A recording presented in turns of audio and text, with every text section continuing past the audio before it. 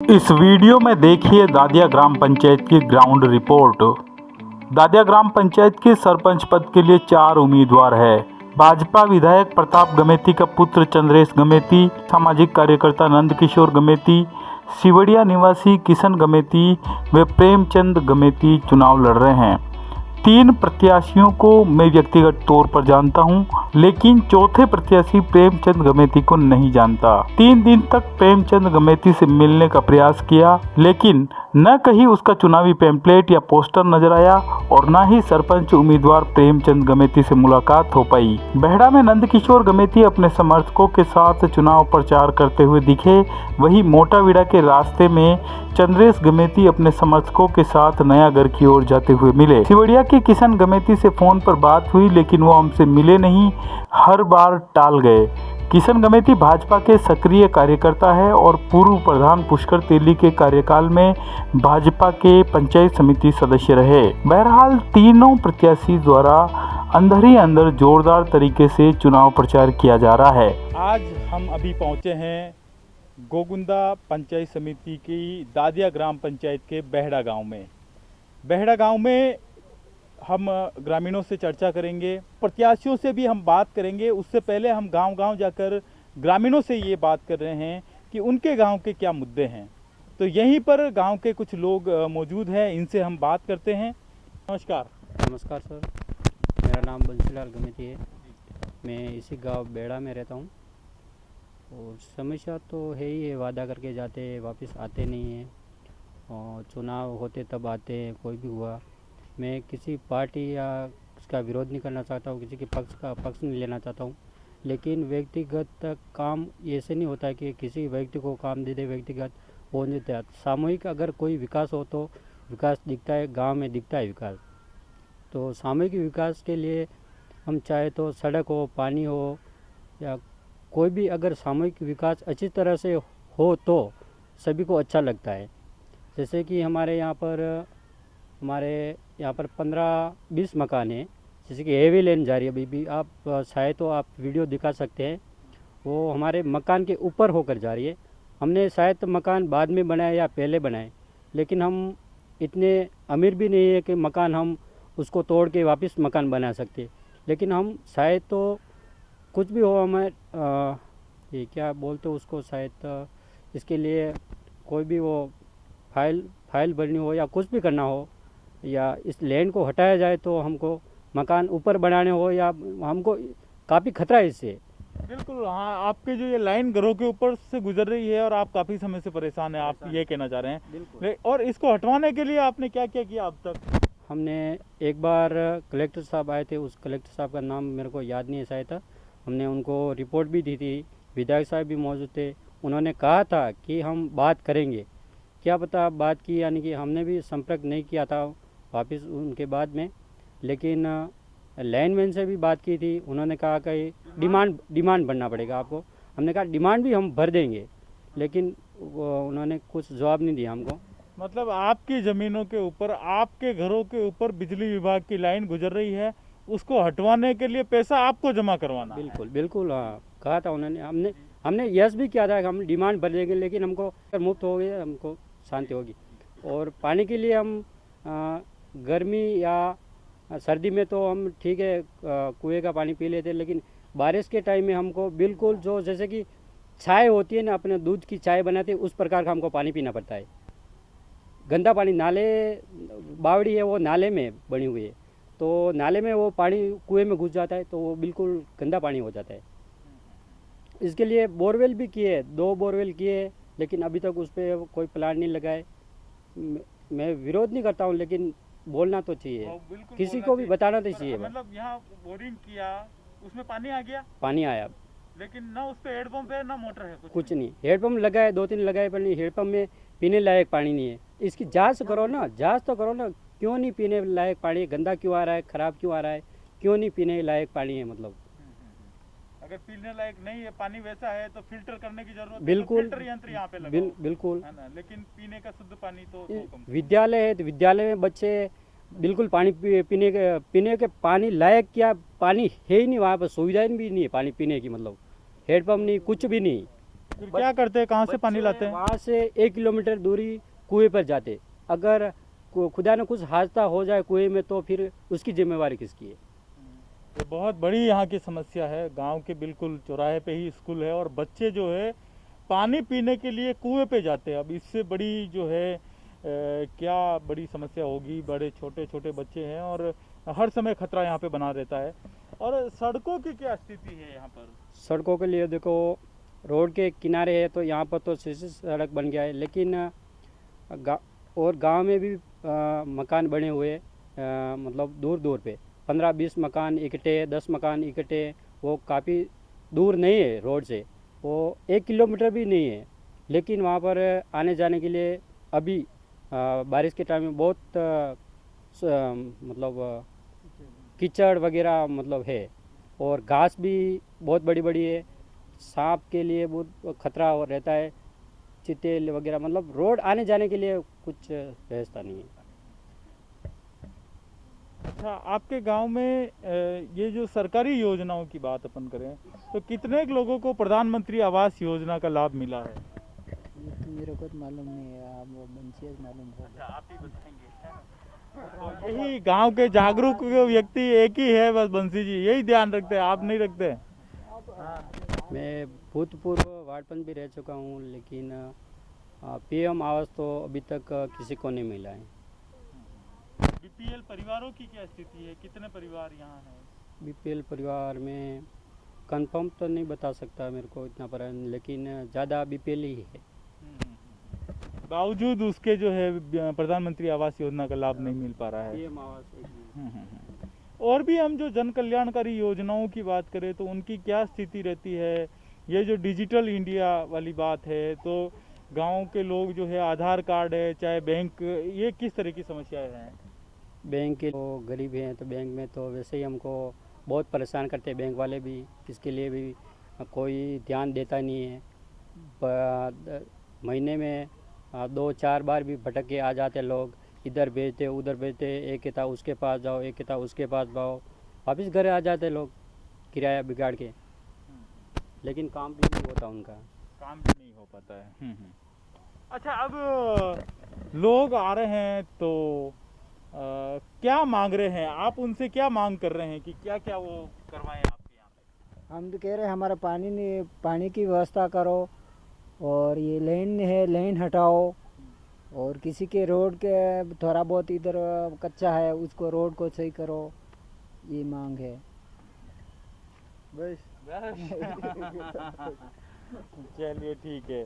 तो बेहड़ा गांव की मुख्य मांगे हैं। एक तो इनकी बड़ी समस्या है, सालों से है, कि ये जो लाइन उनके घरों के ऊपर से होकर गुजर रही है, इस बिजली की हाई टेंशन लाइट जो है, हाई वोल्टेज लाइन जो ये है, इस लाइन को हटाया जाए।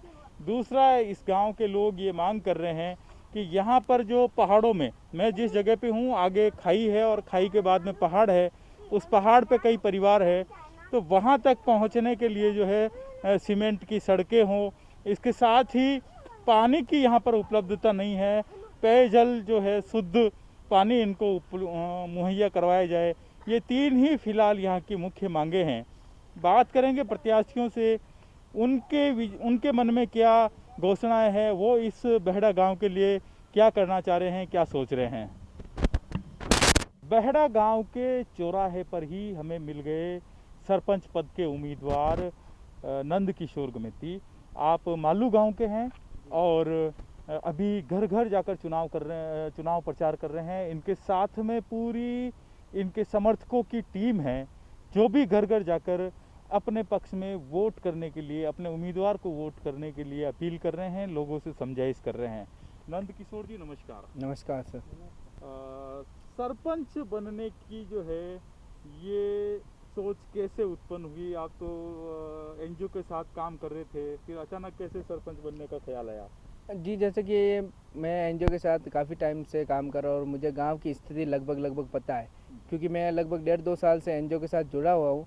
तो हर गांव में मेरा जाना है और लोगों की जो समस्याएं हैं वो वैसे भी मैं मतलब बेहतर तरीके से जान पाया हूँ, क्योंकि मैं हर घर मिलता हूँ। क्योंकि जब हम एनजीओ में थे तब हर घर पे होम विजिट करते थे, ताकि उनकी परेशानियाँ और उनको क्या चाहिए समस्याएं सारी मुझे मिलती थी।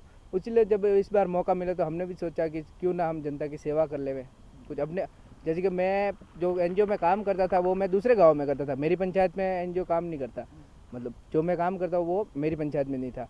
तो मैंने सोचा यहाँ बाहर के गाँव में लोगों की इतनी समस्या तो अपनी पंचायत में कितनी होगी, उसी से हमारे भी मतलब इस बार मौका मिला तो मैंने सोचा अपने गाँव वालों को और अपनी पंचायत वालों की कुछ सेवा करें, इसलिए मैं सरपंच पद के लिए उम्मीदवार खड़ा हूँ। कौन सी ऐसी जन समस्याएं हैं नंद किशोर जी जो आपको सबसे ज़्यादा कचोटती है, जो सबसे ज़्यादा आपको पीड़ा देती है कि गांव का ये लोग हैं, इस तरह के लोग हैं जिनकी सबसे ज़्यादा समस्याएं हैं और रात दिन कहीं न कहीं वो आपको परेशान करती है, ऐसी ऐसी जैसे कि सर यूँ है कि गांव में तो कई प्रकार की समस्या होती है, खास करके गांव के लोग अधिकतर अनपढ़ होते हैं। लगभग आप 80% लोगों को मान सकते हो गांव के लोग अनपढ़ होते हैं। अभी जो डिजिटल काम चल रहे हैं उसमें लोगों को काफ़ी समस्याएं आती है। एक बार बैंक में इधर जाना उधर जाना, आधार कार्ड के लिए भी इधर जाना उधर जाना, मतलब अगर गाँव में मैंने ये सोचा कि जैसे हम हर गांव में ऐसे 2 बंदे तो हो ही हों जो उनको अच्छी तरह से गाइड कर सके और उन्हें मतलब कहीं जावे तो उन्हें धक्का मुक्की ऐसा नहीं होवे कि उनको पता है कि मेरा काम कहाँ होने वाला, मैं सीधा जाके वही बात करूँ। यूँ अभी की स्थिति ये है कि जैसे लोगों को पता ही नहीं कि क्या कौन सी चीज़ कहाँ बनती है, कौन सा क्या होता है। मतलब एक बार पंचायत दौड़ते, एक बार गोगुंदा दौड़ते, फिर इधर उधर दौड़ते ही रहते हैं मित्रों पे। और मैं तो ये चाहता हूँ हर गाँव में ऐसे 2 जागरूक व्यक्ति हो जो मतलब उस गाँव की समस्या को जाने प्लस उन लोगों की मदद करे कि उन्हें जो चाहिए वो मतलब वो बता देवे कि वहाँ मिलेगा और उस टाइम मिलेगा और मतलब एक ही बार में उनका काम हो जाए। तो आप इस तरह के 2 युवाओं की टीम बनाना चाह रहे हैं, उनको जागरूक करके लोगों की सेवा के लिए लाना चाह रहे जी। हैं। और बाद की बात है जैसे कि अपने रोड की है, पानी की है। जैसे कि यहाँ की क्या बात करें, हमारे जो पंचायत हेडक्वार्टर लगता है दादिया, तो उसी में मतलब पानी की बहुत समस्या है, तो वो भी है और रोडों का है। वो जैसे कि जो गांव की मांग होंगी उस प्रकार से हम खरे उतरेंगे उस पर। जी बिल्कुल। आपके पंचायत क्षेत्र में कुल कितने गांव हैं और इन गांवों की जो मोटी मोटी समस्याएं देखें तो किस गांव की कौन सी समस्या है? जैसे कि सर मैं हमारे 9 वार्ड है, तो लगभग अधिकतर तो पानी की और रोड की समस्या सबसे ज़्यादा है। और कहीं कहीं ऐसा है कि जैसे कि अपने सिवड़िया को ले ले अपन, तो कुछ मंदिर भी मतलब ऐसे टूटे फूटे हैं कि जिनमें कोई ना तो बैठने की व्यवस्था ना उठने की, ऐसा है। तो हमने ये सोचा कि पहले तो वो काम है जो मतलब ज़रूरी होने चाहिए वो करने, फिर मतलब धीरे धीरे जैसे जैसे काम जैसे जैसे लोगों को ज़रूरत है वैसे वैसे कामों को बढ़ाना है, वो है सर। और अपने दादिया में भी वही है सर, पानी की बहुत समस्या है। और बेड़ा में अपने रोड की समस्या है, जो मतलब लगभग ये लोग बता रहे थे कि हमने बहुत बार ट्राई की पर नहीं बनी। यहीं पे एक पास में एक फला है जैसे कि नातों का चौतरा बोलते हैं, वहाँ भी रोड की समस्या है तो भले ही वो 500 मीटर की, पर वहाँ इतना उबड़ खाबड़ है कि जैसे अपन गाड़ी लेके भी नहीं जा सकते और जावे तो मतलब परेशानियों का सामना करना पड़ता है। जी बिल्कुल। और बाकी तो अब खलजी का गुड़ा है, वही भी रोड की समस्या है ही है सर, लगभग। और मेन अपने जो दादिया है उसमें लगभग आबादी बहुत ज़्यादा है, पर उसकी आंगनवाड़ी अभी तक वहाँ है ही नहीं। आज दिन तक वहाँ दादिया प्रॉपर में आंगनवाड़ी नहीं है। जैसे कि उनकी आंगनवाड़ी शायद खैरावास लगती है, तो वो उनके गांव से लगभग 1.5 किलोमीटर की दूरी पर है। और आप भी जानते हैं कि जैसे 3 से 5 साल का बच्चा 1.5 किलोमीटर दूर आंगनवाड़ी पे जाना थोड़ा मुश्किल है। तो इस वजह से अगर ऐसा हो जावे तो हम कोशिश करेंगे पूरी तरह से कि दादिया में एक आंगनवाड़ी खुल जाए। इन गांवों के लोगों का समर्थन और युवाओं का समर्थन किस तरह से आपको मिल रहा है? जी जैसा कि अभी तक का तो ठीक है, जैसे कि युवा हमारा साथ दे रहे हैं और गांव के लोग भी साथ दे रहे हैं। और जहाँ तक कि मुझे लगता है कि गांव के लोग तो चाहते हैं कि उनको विकास होना चाहिए, क्योंकि लोग पहले से ही उम्मीद लगा के बैठे, विकास नहीं हुआ तो अब उनको कोई ना कोई दूसरा चुनना ही पड़ेगा। इस वजह से विकास की मतलब जो लोगों के मन में सोच है, मैं उस पर खरा उतरना चाहता हूँ और शायद वो काम मैं कर दूंगा। धन्यवाद। ग्राम पंचायत दादिया के सरपंच पद के उम्मीदवार चंद्रेश गमेती इस समय भी चुनाव प्रचार कर रहे हैं। अभी वो इस गांव के पास हमें मिल गए हैं, मोटाबीड़ा के पास ही, और अपने युवा साथियों के साथ में वो गांव में जाके घर पर जाकर जो है चुनाव प्रचार कर रहे हैं। आइए इनसे हम बात करते हैं। चंद्रेश जी नमस्ते। नमस्ते। तो बीटेक करते करते सरपंच का चुनाव लड़ने का ख्याल कैसे आया? एक्चुअली क्या है कि मेरी पहले से रुचि थी कि मैं मतलब कि पहले भी मैं पॉलिटिकल साइंस लेना चाहता था, लेकिन कुछ कारणवश मैं ले नहीं पाया, स्कूल में थी नहीं उपलब्ध, तो फिर मैंने साइंस ली। उसके बाद मैंने एमटेक किया अभी। लेकिन मैं चाहता हूँ कि मेरी पढ़ाई गांव के विकास में कुछ काम आए, तो इसलिए मैंने सोचा कि क्यों ये सरपंच का चुनाव लड़के मैं चाहता हूँ कि मैं गांव में जो फैसिलिटी नहीं है वो यहाँ उपलब्ध कराऊँ। पहले इस ग्राम पंचायत के दादाजी आपके जो है वो एमएलए रहे, पापा सरपंच रहे, आपकी बहन भी यहाँ पे सरपंच रही, और इस बार आप जो है सरपंच, तो सबका एक तरीके से आगे मानस बनता जा रहा है सरपंच का चुनाव लड़ने का। तो पर आपकी उनसे हटके और क्या जो है सोच है, और क्या नए काम आप दादिया ग्राम पंचायत में करना चाहते हैं? दादिया ग्राम पंचायत में जैसे कि जो अभी क्या है कि बहुत सारी जगह अतिक्रमण भी हैं बहुत सारे, तो मैं चाहूँगा कि कोशिश करूँगा कि उन अतिक्रमण को हटाऊँ सब जगह से, ताकि लोगों को चारा का ज़मीन ज़्यादा से ज़्यादा उपलब्ध हो सके। और जैसे मेरा फील्ड है टेक्निकल फील्ड है, तो इस यहाँ के युवाओं को भी एक टेक्निकल जो यहाँ के मतलब जागरूक करके मतलब कि क्या होता है इसके बारे में ज़्यादा से ज़्यादा बताने की कोशिश करूँगा। और यहाँ के स्टूडेंट को भी मोटिवेट करूँगा कि आप पढ़ो, आगे बढ़ो।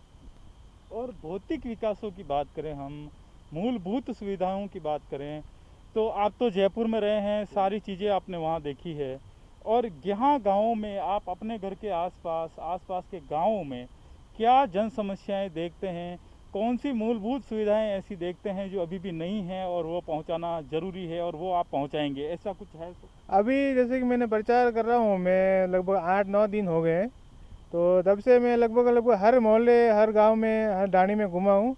तो बहुत सारी जगह में अभी क्या है कि मोस्टली जो आया है, कोई बोल रहा है कि मेरे मंदिर हैं, और मंदिर का मेन मुद्दा है कि हमारे मंदिर के चौक में मतलब कि बैठने के लिए जगह नहीं है, या फिर मंदिर के बाहर मतलब बारिश के टाइम है या फिर ऐसे कुछ है तो छत नहीं है वहाँ पे बैठ सकते हैं, यहाँ पे बारिश हो ऐसे कुछ, तो उस टाइम के लिए छत वो टीन शेड लगा के उनका वो मेन है, या फिर किसी के भवन है, वो मेन समस्या आ रही है। और बहुत सारी जगह जैसे हमारे नाथों का चौतरा है, यहाँ पे हम गए थे जनसंपर्क करने, तो वहाँ पे मेन समस्या इनकी है रोड की। तो वो जैसे घोगुंदा से दादिया आते हैं और दादिया से उनके गांव में जाते हैं, तो वो बोलते हैं कि 150 रुपये तो घोगुंदा से दादिया आने के लगते हैं, और दादिया से अभी उनके गांव में जाने के लगभग आधा किलोमीटर वो है, लेकिन वो बोलते हैं कि हम 150 रुपये उसके लेंगे, मतलब 300 रुपये उनके डबल हो गए। तो मैं चाहूँगा कि उनके रोड का काम भी पूरा हो। और वहाँ पे पानी की समस्या भी है, वो लोग मतलब नीचे नाले से पानी पीते हैं, हैंडपम्प तो है पर चल नहीं रहा वो। तो बहुत सारी समस्या हैं, पहले काम तो हुए हैं, लेकिन अब लोगों का यूँ है कि एक काम करवाएंगे तो उनके और भी दूसरी समस्या निकल ही जाती है कुछ ना कुछ। तो मैं चाहूँगा कि उनकी जो भी समस्या है ज़्यादा से ज़्यादा मैं उनको निपटाने की कोशिश करूँगा। दादिया की जो हम बात करें ग्राम पंचायत मुख्यालय की, तो वहाँ पे किस तरह के भौतिक विकास और बाकी है, और आसपास के भी जो बड़े गांव हैं, बेहड़ा है, सिवड़िया है, चाहे खेरावास है, तो इन गांवों में क्या आप कमियां महसूस करते हैं? बेहड़ा में तो हम गए थे, कल ही गए थे, तो वहाँ पे जैसे कि वहाँ पे मंदिर हैं दो, तो एक मंदिर है, तो वो बोल रहे हमारे मंदिर में जाने का रास्ता नहीं है, वो लोग खेत से होके मंदिर में जाते हैं। तो मंदिर में भी वो केलू पोस्ट मंदिर है, तो उनको मेन मांग ये है कि एक तो हमारे जो डामरीकरण रोड है बेहड़ा का, वहाँ से हमारे सीसी का रोड जाए, आधा किलोमीटर की डिस्टेंस है लगभग वो। तो एक तो उनकी वो मुख्य मांग वो है रोड की, सीसी की। और दूसरी मांग उनकी है कि हमारे मंदिर के पास एक सामुदायिक भवन का निर्माण हो, ताकि कुछ भी फंक्शन हो, जैसे नवरात्रि है या और भी कोई बहुत सारे ऐसे उत्सव आते हैं, तो हम वहाँ पे बैठ के हमारे वो जो उत्सव है उनको मना सके। और वहाँ पे पानी की समस्या है, वहाँ पे ऐसे नहीं है कि पानी की समस्या के लेकर समाधान नहीं हुए, लेकिन वहाँ पे मेन प्रॉब्लम आती है या तो वो ट्यूबवेल धंस जाती है या फिर पानी आता ही नहीं है। तो वहाँ उनकी मेन समस्या पानी की भी है, वो उनका अभी भी वो पानी पीते हैं या तो किसी के ट्यूबवेल है पर्सनल, तो उससे पानी पीते हैं। यहाँ फिर वहाँ पे नाला जा रहा है, तो अलग से वहाँ पे एक वेरी बोलते हैं यहाँ पे लोकल भाषा में, तो वेरी से पानी पीते हैं वो लोग। तो पेयजल की समस्याओं का समाधान करने का जो है आपने आप घोषणाएं भी कर रहे हैं? घोषणाएं भी कर रहे हैं। इन गांवों में दादिया ग्राम पंचायत में हम देखें तो युवाओं की जो संख्या है वो सर्वाधिक नज़र आती है, और आपके सामने जो 2 उम्मीदवार है वो भी युवा है, तो कहीं कहीं इस क्षेत्र के युवा बट रहे हैं। इन युवाओं को आप अपने साथ जोड़ने के लिए क्या प्रयास कर रहे हैं? युवाओं से मैंने बात की। युवाओं की मुख्य मांग है कि हमारे लिए एक खेल ग्राउंड का निर्माण हो यहाँ पे, ताकि यहाँ पे हम खेल सके। शाम सुबह हैं तो मैंने जो भी युवा मेरे से मिले हैं, मैंने उनको वादा किया है कि मैं पूरी कोशिश करूँगा कि यहाँ पे एक खेल के मैदान हो उनके लिए, ताकि वो क्रिकेट हैं, कुछ वॉलीबॉल हैं, खेल सकें। इस पूरे चुनाव कैंपेन में क्योंकि आपके पिताजी जो है विधायक है, तो उनका भी सपोर्ट आपको मिल रहा है, वो कितना समय दे पा रहे हैं आपके चुनाव प्रचार में? नहीं, पिताजी का तो अभी वो ऐसा है कि एमएलए हैं, तो अब गोविंदा पंचायत समिति का प्रथम चरण में चुनाव है, तो वो लगभग गोविंदा की हर पंचायत समिति में, हर पंचायत में जा रहे हैं। 32 पंचायतें हैं उनके, तो जैसा कि जो हर पंचायत में वो समय दे रहे हैं, वही समय यहाँ पे भी दे रहे हैं। कोई एक्स्ट्रा समय नहीं निकाल रहे। बस हम ही, हमारे युवा साथी हैं और हमारे जो वरिष्ठ नेता हैं यहाँ के स्थानीय, उनके साथ ही हम मिल के प्रचार कर रहे हैं हमारा।